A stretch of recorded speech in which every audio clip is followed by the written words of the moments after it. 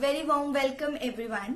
I hope आप सबने class 1 में जो मैंने कहा था वो आपने ट्राई किया होगा कि हर वर्ड के साथ छोटी छोटी जो है इंग्लिश में वर्ड्स बोलने की कोशिश की होगी अपने पूरी डे रूटीन में। आज हम उसी के रिलेटेड क्लास 2 के डिस्कस करेंगे इस वीडियो में। इस बार हमने क्या करना है, जैसे आपने एक एक शब्द बोलने का ट्राई किया, अब क्लास 2 में हम सीखेंगे कि हमने जो है कैसे टेक्निक का यूज करना है।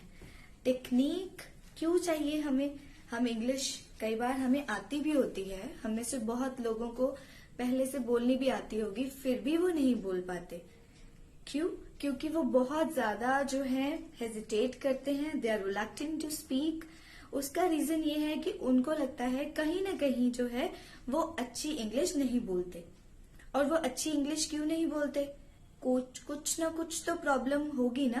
It can be the problem of accent, of their pronunciation, या फिर हो सकता है उन्हें वर्ड्स ही याद ना आते हों कि इंग्लिश में बात करनी है और मुझे इस वर्ड का मीनिंग नहीं आता, इंग्लिश में नहीं आता। सो इन सारी प्रॉब्लम्स को जो है हम 1 बाय 1 पिकअप करेंगे और इनको जो है ओवरकम करेंगे। सो आज की इस क्लास 2 में हम सीखेंगे टेक्निक। सो टेक्निक में जो फर्स्ट पार्ट है, आपने क्या करना है, जो भी इंग्लिश का शब्द आप बोलते हो, कुछ भी, उसको बोलने का एक सही लहजा मीन सही तरीका भी होता है, प्रोनाउंसिएशन जिसको हम कहते हैं, और कई लोग इसको एक्सेंट भी कह देते हैं इन द रूटीन। बट क्या होता है कि एक्सेंट जो होता है वो तभी आपका सही होगा जब आप एक वर्ड को अच्छे से प्रोनाउंस कर पा रहे हो। आपको पता है कि उस वर्ड को जो है इंग्लिश में ही बोलना है, इंग्लिश में हमारी किसी भी और लैंग्वेज की, किसी भी नेटिव लैंग्वेज की जो है बीच में इंप्रेशन नहीं ऐड होना चाहिए। तो उसके लिए पहली चीज आपने क्या करनी है, सबसे सिंपल, कि जो भी आप वर्ड्स बोल रहे हो इंग्लिश में, स्पेसिफिकली जो भी प, ब, ट और ड से बोले जाने वाले शब्द हैं, क्योंकि ज्यादातर जो शब्द हम बोलते हैं हमारी नेटिव लैंग्वेजेस बहुत ज्यादा फोर्सफुल होती हैं, जिसमें हम पूरा जोर लगा के बोलते हैं, फिर चाहे वो पंजाबी है, आपने देखा होगा, चाहे वो हिंदी है या कोई भी लैंग्वेज है। लेकिन जब इंग्लिश की बात आती है, English is a very soft spoken language. तो आपने क्या करना है, जो ज्यादा फोर्स वाले अल्फाबेट्स हैं उनको बहुत सॉफ्टली बोलना है। प, ब, ट एंड ड। अगर हम इंग्लिश में बात कर रहे हैं और अगर मैं आपको उसका कंपैरिजन करके दूं, फॉर एग्जाम्पल, अगर मैंने कहना है Paul went to buy something from market, Paul went, और अगर मैं इसको अपने नेटिव लैंग्वेज के एक्सप्रेशन के साथ बोलूंगी तो मेरी टोन जाएगी पॉल वेंट टू मार्केट। तो मैंने क्या किया, बहुत ज्यादा फोर्स डाला है। इस चीज का हमने ध्यान रखना है कि हमने जो है वर्ड्स के ऊपर स्पेसिफिकली प, ब, ट और ड जो शब्द हैं इनके ऊपर फोर्स नहीं डालना है। It can be bubbly when we use this word. It has 2 times it has the consonant b, right? So we cannot speak it like this bubbly. We can speak it in bubbly. जितना soft आप अपने प, ब, ट और ड sound को बोलोगे उतनी ही ज्यादा आपका जो है एक्सेंट वो अच्छा साउंड करेगा। सेकेंड चीज जो हमने इसी पार्ट में ध्यान रखनी है वो है कि हमने र, जिन भी अल्फाबेट्स में, जिन भी वर्ड्स में र आता है एंड में और सेंटर में, वो प्रोनाउंस नहीं करना है।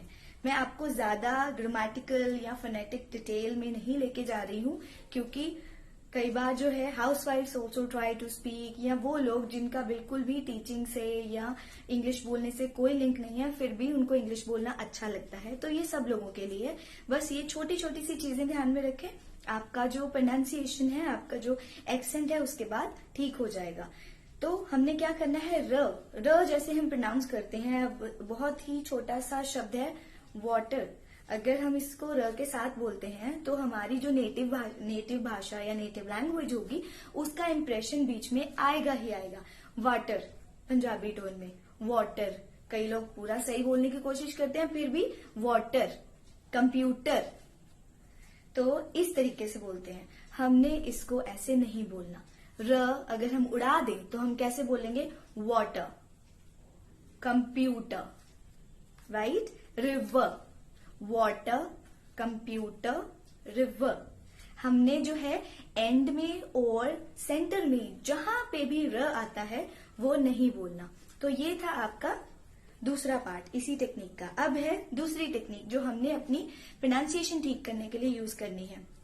माहौल, हमने अपनी क्लास 1 में बात की थी कि एटमॉस्फेयर नहीं मिलता, इसीलिए हम लोग बोल नहीं पाते हैं इंग्लिश।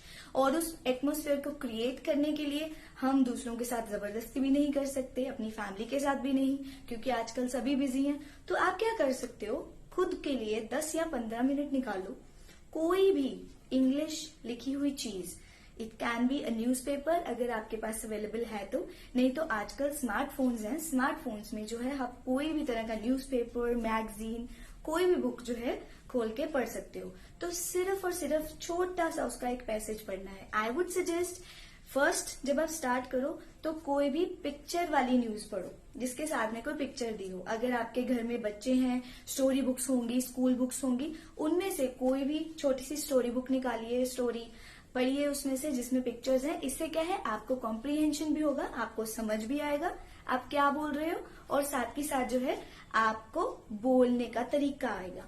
फिर आपने क्या करना है, उस न्यूज़पेपर या उस मैगजीन या उस बुक में से उस छोटे से पैसेज को पहले तो लाउडली पढ़ना है। लाउडली पढ़ के देखो कि मैं कैसा बोलता हूँ। यही एक प्रॉब्लम होती है जो सबसे ज्यादा बड़ी रुकावट होती है अच्छे तरीके से इंग्लिश बोलने में, कि मैं जो है इंग्लिश की तरह इंग्लिश नहीं बोल पा रहा हूँ, मेरा एक्सेंट नहीं आ रहा वो वाला, मेरे से नहीं वर्ड प्रोनाउंस होते। वो तभी होंगे जब हम उनको प्रोनाउंस करके देखेंगे। तो पहले 1-2 बार उसको लाउडली बोलो, फिर उसको बोलो सॉफ्टली। ये थी हमारी दूसरी टेक्निक। तीसरी टेक्निक है कि जब भी आप कुछ रीडिंग करोगे ऐसे का, स्टोरी बुक या कुछ भी है, आपने ये ध्यान रखना है कि इंग्लिश में बात करते समय आपके 7 से 8 वर्ड्स एक ब्रेथ में आए। ऐसा नहीं बोलना है तोड़ तोड़ के, I am going to market and I will go and buy something. ये क्या होगा, आपकी ही नेटिव लैंग्वेज का टच आएगा इसमें। आपने ध्यान रखना है एक सांस में 7 से 8 शब्द जो है हमने बोलने हैं। I'm going to market to buy something for my cousin. ये, और she is coming to meet me as she is leaving for some other city. मैंने क्या किया, एक सांस में 7 या 8 शब्द इकट्ठे बोले, इससे जो है एक लय बनेगी। ये 3 चीजें जो है बहुत जरूरी हैं जो आज मैंने बताई। पहला कि प, ब, ट और ड, ये जो 4 शब्द हैं इन पे सबसे ज्यादा फोर्स लगता है और यही सबसे ज्यादा हमारी लैंग्वेज में हम यूज करते हैं। तो इनको जो है आपने बहुत ही सॉफ्टली बोलना है।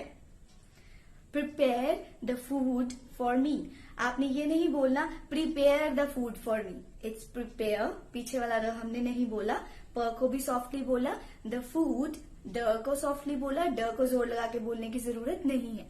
Prepare the food for me, र हमने एंड में नहीं बोलना, फॉर नहीं बोलना, इट्स फॉर।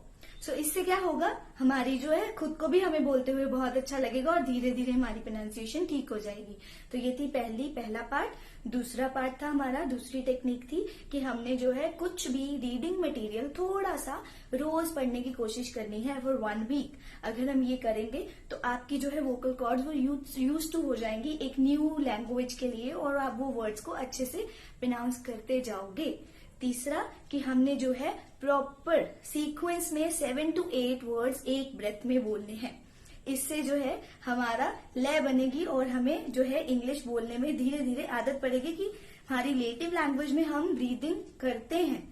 जब हम कोई भी अपनी नेटिव लैंग्वेज बोलते हैं वो तोड़ के बोलते हैं, but English is a language which goes in a proper sequence. तो उसके लिए 7 से 8 शब्द जो है हमने इस तरीके से बोलने हैं। तो ये जो 3 टेक्निक्स हैं इनको अब आप 1 हफ्ते के लिए फॉलो करोगे तो आप खुद एक फर्क देखोगे। हाँ, ये ना हो कि हफ्ते का पहला संडे और फिर दूसरा संडे और हमने प्रैक्टिस की है, ऐसे मत करना please. Consistency is required, routine में प्रैक्टिस करोगे तभी आपकी जो है इंग्लिश अच्छी हो पाएगी, बट जरूर हो जाएगी। अगर कुछ भी कोई क्वेश्चन हो, कोई क्वेरी हो तो आप कमेंट सेक्शन में कमेंट कर सकते हैं। Thank you so much.